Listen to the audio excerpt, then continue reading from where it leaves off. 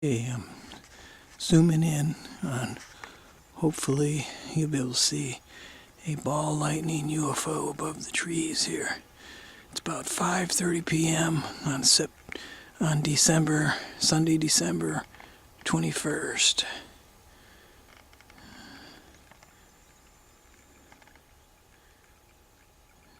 It's pretty high up, double the height of the trees.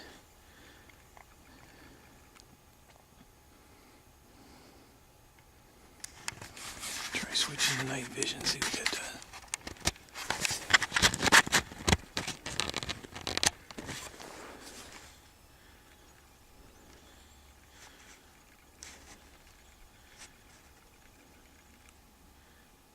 Hey, I think I got it.